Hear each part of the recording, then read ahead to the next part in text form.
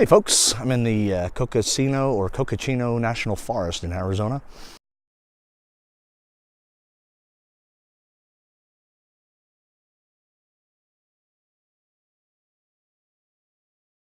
Right outside of Flagstaff, I guess. I think it's to the east of Flagstaff. And I just happened to come across it. I was traveling from Phoenix, going through Phoenix and traveling west, and the temperature was 104 degrees, and my bus didn't really like that. Either did I, because of the engine heat coming off the doghouse. My next stop was supposed to be Sonoran National Monument, and I said to myself, well, I think that's in the low desert, and checked the temperatures, and yeah, same. It was like 100, and then the low of like 85 at night. And I'm like, nah, I can't sleep like that. So I was going to drive further west, but I decided to go north for higher elevation. I took 17 north towards Flagstaff, and I just happened to pull off for fuel at a place called Munds Park, M-U-N-D-S Park. And I asked the guy if there was like free camping around, because I was really tired. I was on the road for like 5 hours. And he said, yep, right up the road. You just pass all the houses and it'll turn to a dirt road, and there's plenty of camp. There's hundreds and hundreds of campsites there. You just got to park 50 feet off the road. So I came up here, and lo and behold, I found it, man. This is beautiful, beautiful place, beautiful forest, and it wasn't even planned. And that's the great thing about traveling, the unplanned events that happen. Pulled in last night at about 6 o'clock, 7 o'clock, and the temperature here was like 74 degrees all day. And when I got here, it was 65 degrees, going down to 49. And I'm thinking, this is great. This is comfortable as hell, and I wish I brought a heater. But it was fine. I don't think it got down to 49 because I wasn't cold at all. I think I'm going to stay here another night, maybe two. It depends. Just beautiful weather and beautiful scenery.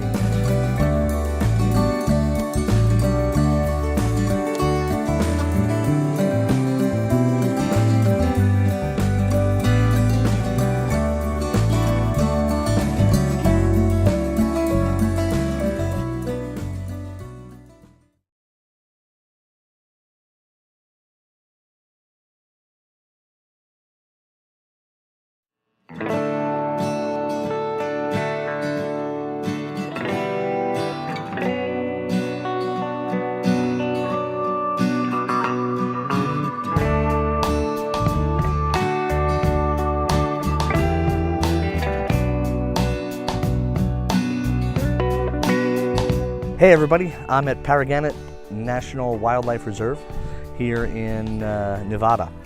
All you need to do is come in, sign in at the entrance, and then pick a site.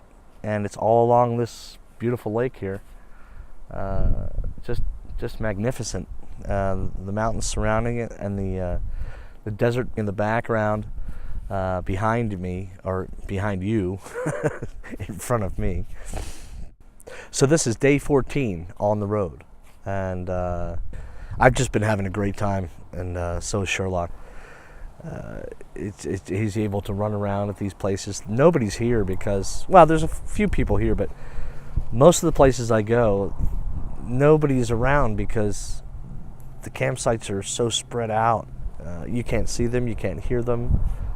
So it's like you're on your own, but you know that there's people around. So if anything dreadful happens, you can go to them.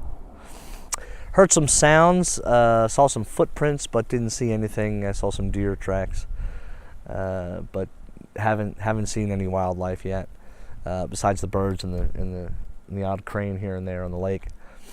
The bus is running great. I can hear the auxiliary fan come on when it gets too hot. I can see the needle on this temperature gauge go up, and then the fan comes on and it comes right back down, right below the middle, which is where I like it. I try not to push it. Like I said before, it doesn't like hills, so I try not to push it going up hills. So the speed limit along most of the routes is 70, 75 miles an hour, and I'm driving up hills, up steep inclines, and I'm doing about 55, 60 maybe. I'm not going to push the thing, It's a big old diesel. So I was supposed to stop in a place called Wickiup, Arizona. But I got there, and at the campsite it was 104 degrees, and there was no shade, and it was only going down to about 88.